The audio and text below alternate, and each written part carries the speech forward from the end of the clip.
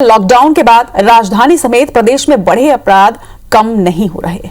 चाकूबाजी और साइबर अपराध लगातार बढ़ते जा रहे हैं। अपराध में युवकों के साथ ही अब युवतियां की संलिप्तता भी सामने आ रही है। बीती रात सिविल लाइन स्थित पेट्रोल पंप पर दो युवतियां एक पेट्रोल पंप कर्मचारी को चाकू मारकर फरार हो गई। हालांकि पुलिस ने दोनों ही युवतियों को और एक युवक को बैजनाथपारा इलाके से गिरफ्तार कर लिया है। वहीं शहर में एटीएम में गड़बड़ी कर लोगों के फंसे पैसे निकालने वाला बाहरी गैंग भी सक्रिय है, लेकिन पुलिस ने अभी तक कोई एफआईआर दर्ज नहीं की है। राजधानी के शहरी और देहात थानों में रोज करीब 5 से 10 साइबर ठगी के मामले दर्ज हो रहे हैं। केंद्रीय गृह मंत्रालय की ओर से शुरू किए गए सिटीजन फाइनेंशियल सिस्टम से लोगों के साथ ठगी के करीब 26 लाख रुपए वापस दिलाने का दावा पुलिस जरूर कर रही है, लेकिन शहर में दूसरे राज्यों से आकर ऑनलाइन सट्टा चलाने वालों का मास्टरमाइंड अभी भी फरार है।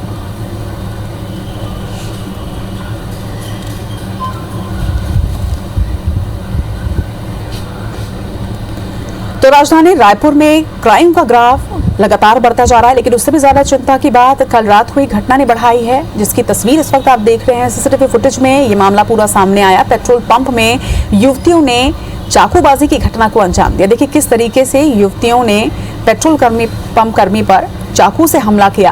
हालांकि इसके बाद दोनों ही युवतियों को गिरफ्तार कर लिया गया है। बताया जा रहा है कि युवतियां और एक युवक बैजनाथ इलाके से गिरफ्तार किए गए हैं। इसके साथ ही शहर में ऑनलाइन ठगी भी लगातार की जा रही है। एटीएम में गड़बड़ी कर लोगों के फंसे पैसे निकालने के लिए बाहरी गैंग सक्रिय है। तो लगातार क्राइम का जो ग्राफ है वो प्रदेश में बढ़ता जा रहा है, जिससे ये समझ में आता है कि अपराधियों के हौसले कितने बुलंद हैं, या फिर शायद कानून व्यवस्था कहीं ना कहीं चरमरा रही है। उसके बाद बहुत सारा खतरा भी आने। Please control. चलिए इस खबर पर ज्यादा चर्चा के लिए हमारे साथ हमारे सहयोगी तहसीन जैदी जुड़ रहे हैं।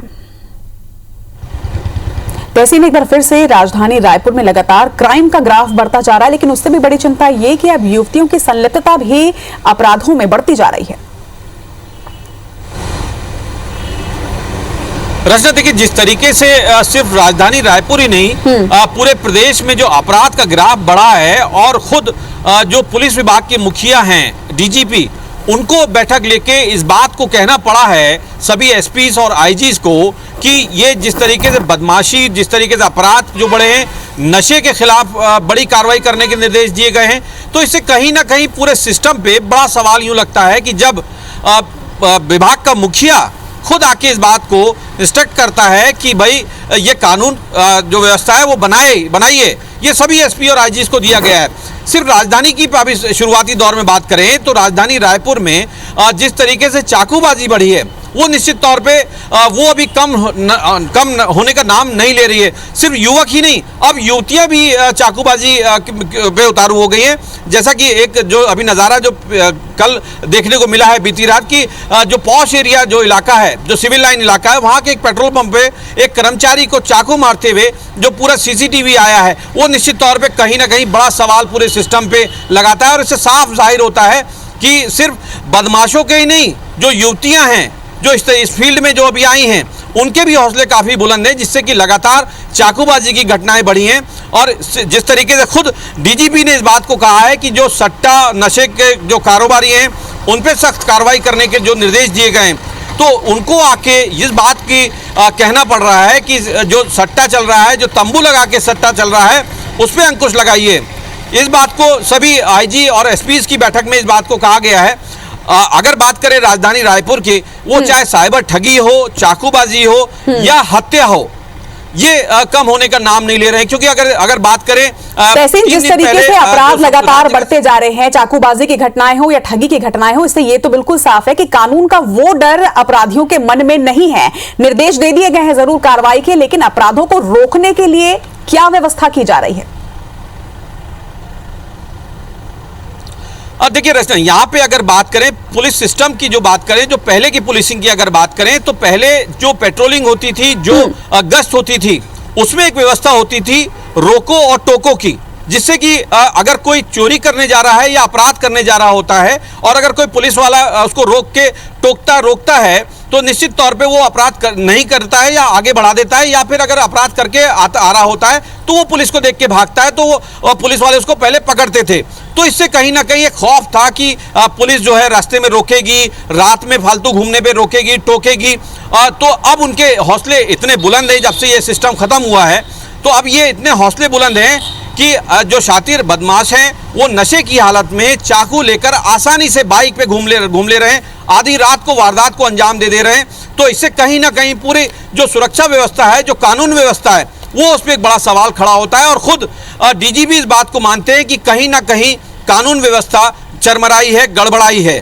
तो उनको खुद आना पड़ा है और आने के बाद उन्होंने इस बात के निर्देश दिए। अब देखने वाली बात यहाँ पे रचना है, देखने वाली बात यह है कि अब डीजीपी के निर्देशों के बाद पुलिस कितना एक्शन में आती है, ये आने वाले दिनों में देखने को मिलेगा। हालांकि पुलिस एक्शन में जरूर आई है, चाहे राजधानी पुलिस हो, चाहे सूरजपुर की हो, जशपुर की हो, कहीं की भी पुलिस हो। उन्होंने 2 दिनों में जरूर सट्टा नशे के खिलाफ जो बड़ी कार्रवाइयां की है, निश्चित तौर पे वो कार्रवाई की है उनके निर्देश के बाद। लेकिन अगर ये कार्रवाइयां लगातार जारी रहेंगी तो निश्चित तौर पे कुछ हद तक अपराध पे अंकुश लगाया जा सकता है। जी तहसीन, इस बात से बिल्कुल इनकार नहीं किया जा सकता कि पुलिस एक्शन मोड पर है, लगातार कार्रवाई की जा रही है। लेकिन सबसे बड़ा सवाल यही है कि अपराध होने के बाद उस पर कार्रवाई के बदले अपराधों को रोकने पर ज्यादा तवज्जो देनी पड़ेगी, क्योंकि इसके पहले भी पुलिस डिपार्टमेंट ने ये व्यवस्थाएं की थी कि किस तरह से ऑनलाइन लोग जो है वो चाकू मंगा रहे हैं, उस पर नकेल कसी थी और उसके बाद फिर कई लोगों की गिरफ्तारी भी हुई थी। लेकिन जिस तरह से अब एक बार फिर से चाकूबाजी की घटनाएं बढ़ रही है, हत्या की वारदात बढ़ रही है, इससे ये साफ समझ में आ रहा है कि कहीं ना कहीं लूप होल है, कहीं ना कहीं चीजें छूट रही हैं और शायद इसीलिए एक बार फिर से वारदातें बढ़ रही हैं। इसके साथ ही एक सवाल यह भी है तहसीन कि साइबर ठगी जिस तरह से आगे बढ़ रही है, इसके लिए साइबर सेल को भी मुस्तैद होना पड़ेगा, क्योंकि वहां पर भी सेम चीज है कि अपराध होने के बाद या ठगी होने के बाद नहीं, बल्कि ठगी को रोकने के लिए भी हमें कुछ व्यवस्था बनानी पड़ेगी। रचना, देखिए यहाँ पे अगर जो आपने सवाल किया है, अगर उसकी अगर मूल जड़ में अगर जाते हैं तो यहाँ पे सबसे बड़ी बात ये समझ में आती है कि जो पुलिस का निचला हिस्सा है जो सिपाही से लेके और सब इंस्पेक्टर तक का कहलाता है, वो कहीं ना कहीं अपने काम से थोड़ा सा कोताही बरत रहा है, क्योंकि इन्हीं को फील्ड में घूमना है। जो अधिकारी हैं उनको फील्ड में नहीं आना है, वो कभी कभी आते हैं, चाहे सीएसपी हो, एडिशनल एसपी हो या एसपी हो। लेकिन जो सब इंस्पेक्टर से और सिपाही तक का जो अमला है वो कहीं ना कहीं अपने काम में, मूल काम में कहीं ना कहीं कोताही करता है, जिसका परिणाम ये होता है कि ये अपराधियों के हौसले बुलंद होते हैं, उनसे मुलाकात होती है और वो बेखौफ वहां पे घूमते हैं। यहाँ पे एक बात और बड़ा सवाल यहाँ खड़ा होता है कि आज के डेट में जो पुराने जो सिपाही हवलदार एएसआई सब इंस्पेक्टर होते थे, वो पहले दूसरे थाने के भी अपराधियों को, बदमाशों को पहचानते थे। आज ये आलम है, शहर के थानों के जो सिपाही हवलदार सब इंस्पेक्टर एएसआई हैं, वो अपने थाने के बदमाशों को नहीं पहचान रहे, जिससे कि ये साफ जाहिर होता है वो उनके सामने से निकलते हैं और वो वारदात करके वापस आ जाते हैं। तो इसके अलावा अगर दूसरी बात करें साइबर ठगी की, साइबर ठगी में पुलिस दावे जरूर करती है कि हम 26 लाख रुपए वापस करवा लिए, ये करवा लिया, लेकिन पुलिस 2 से 4 लोगों को जो निचले स्तर के जिनका अकाउंट यूज होता है उनको गिरफ्तार करके जरूर लाती है, लेकिन जो मास्टरमाइंड है उनको आज तक पकड़ के नहीं लाई है। तो जिससे कि वो नए नए तरीके में साइबर ठगी के द्वारा करते हैं और बेखौफ जो साइबर ठग हैं वो प्रदेश के जो लोग हैं, भोले वाले लोग हैं, उनकी जो गाड़ी कमाई है उसको उड़ा देते हैं। तो कुल मिला के ये कह सकते हैं कि पूरी जो व्यवस्था है प्रदेश की, जो कानून व्यवस्था की अगर बात करें तो निश्चित तौर पे कहीं ना कहीं वो चरमराई है। खुद इसी वजह से डीजीपी जो हैं, मुखिया जो हैं, उनको आके इस बात के सख्त निर्देश दिए गए कि कानून व्यवस्था को सुधारा जाए। जी तमाम जानकारी के लिए आपका बहुत बहुत शुक्रिया तहसीन।